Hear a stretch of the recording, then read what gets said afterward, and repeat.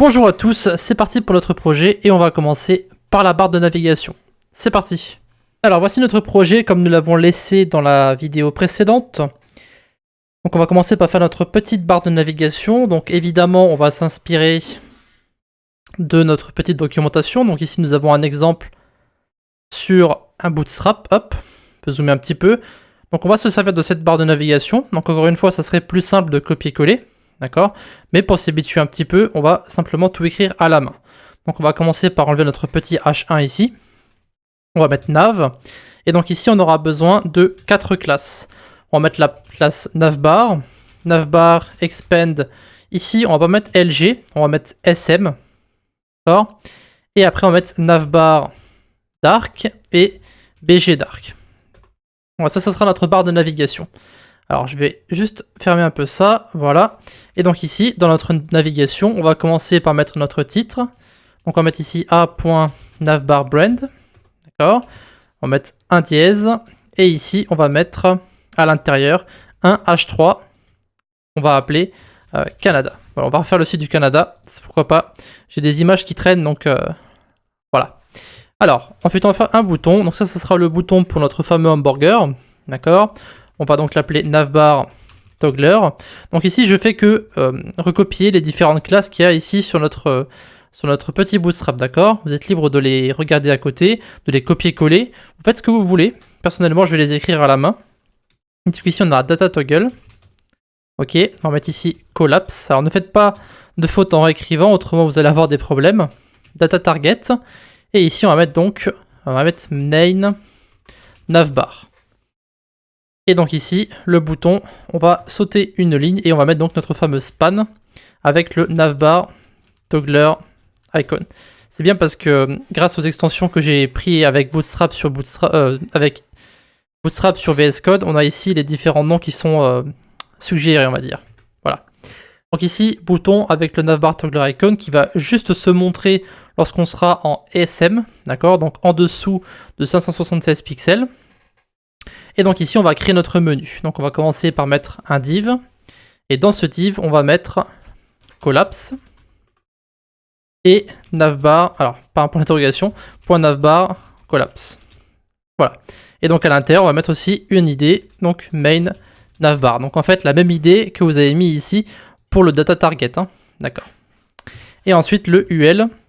On va mettre ici navbar nav. Ok, et à l'intérieur, on va mettre un LI avec navitem et des liens avec navlink. Donc on va faire des parenthèses. On va mettre li.navitem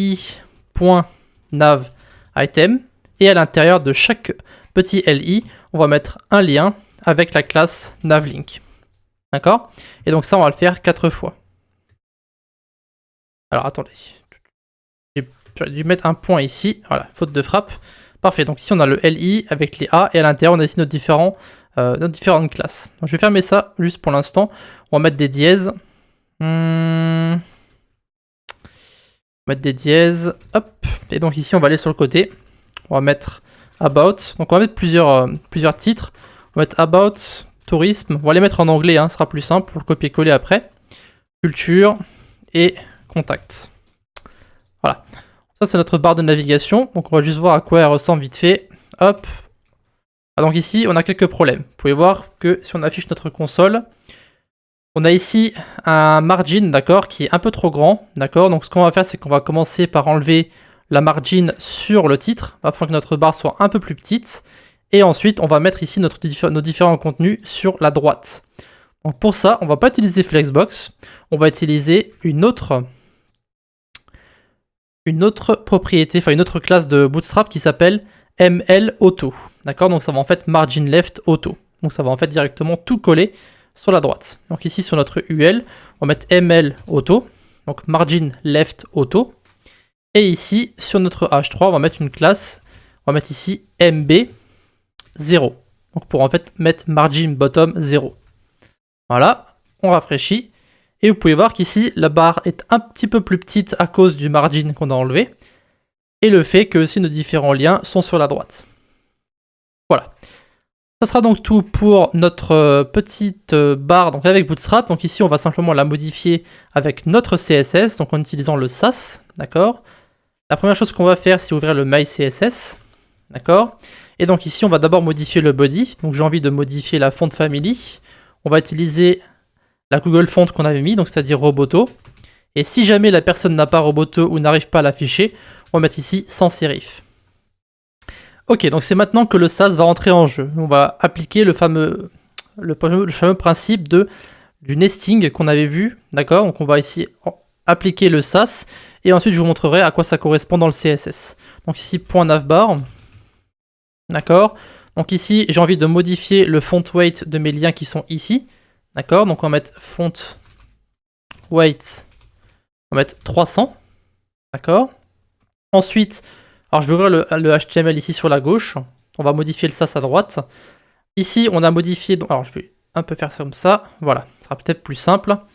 Donc on a modifié navbar, d'accord? Donc tout ce qui est à l'intérieur de navbar, ça a maintenant un font weight de 300. Le problème, c'est que le H3 a son propre font weight, par défaut, d'accord? Ça veut dire qu'on va devoir sélectionner navbar brand et ensuite le H3. Donc on reste toujours à l'intérieur de navbar, sauf qu'ici, on va mettre .navbar brand et on met H3. Et ici, on va mettre font weight, d'accord? Et on va mettre 700. On va le mettre un petit peu plus en gras. Ça serait bien de dézoomer un petit peu. Voilà, j'espère que vous verrez toujours. Parfait. Ici, on va regarder à quoi ça correspond. Vous pouvez voir que nos liens sont bien plus petits au niveau du poids de la police. Et ici, vous avez bien le titre qui est en gras. Donc, voyons voir à quoi ça correspond dans le CSS. On va ouvrir ici le style.css.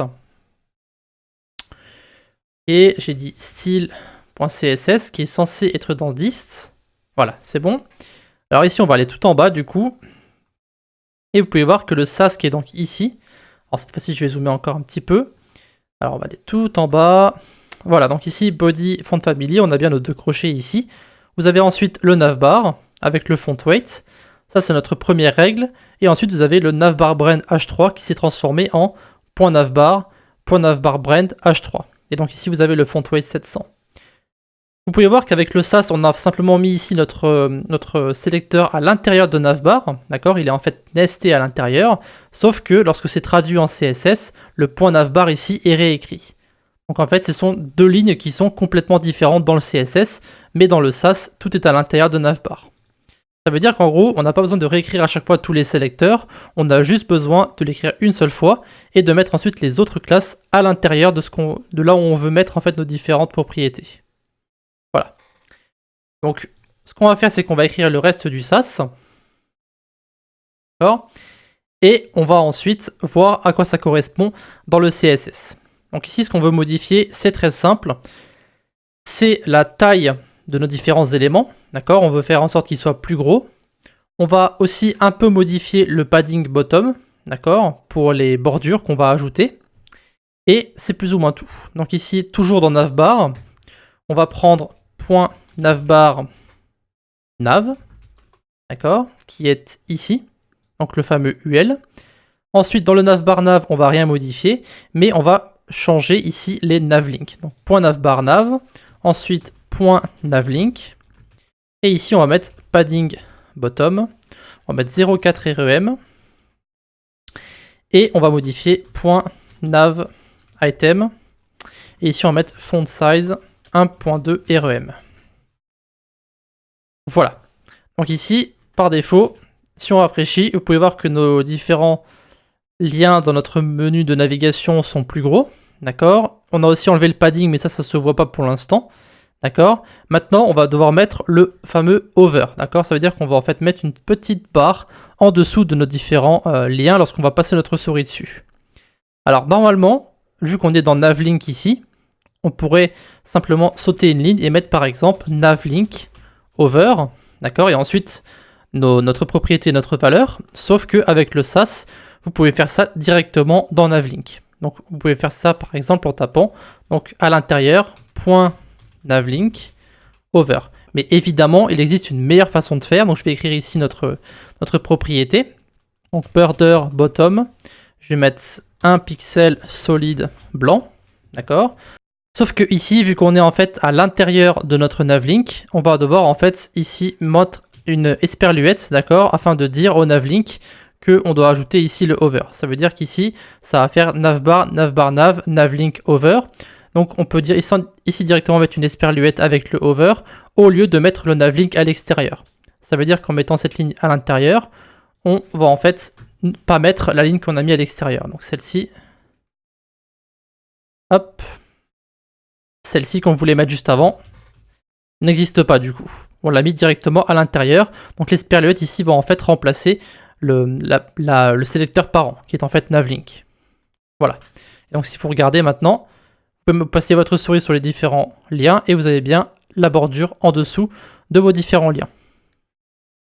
Voilà. Maintenant, on va vérifier si le côté responsive fonctionne correctement. On va passer en grand. Donc c'est censé se changer à 576 pixels. Hop, et donc normalement, lorsqu'on va cliquer sur le hamburger, on a ici nos différents liens. Alors évidemment, il y a un petit problème ici. Vous pouvez voir qu'avec les bordures, il y a un petit problème. C'est pas très joli. Donc ce qu'on fera, c'est que lorsqu'on va en fait modifier les différentes media queries à la fin du projet, on enlèvera ces fameuses bordures. Pour l'instant, on va laisser comme ça, c'est très bien. On n'a pas besoin de s'embêter, vu que le site n'est pas encore en ligne de toute façon. Ça sera donc tout pour la barre de navigation et pour le début. Donc on va ensuite passer au showcase avec l'image. Et on va aussi enlever, je pense, l'arrière-plan sur la barre de navigation. Et on va uniquement l'afficher lorsqu'on sera sur mobile.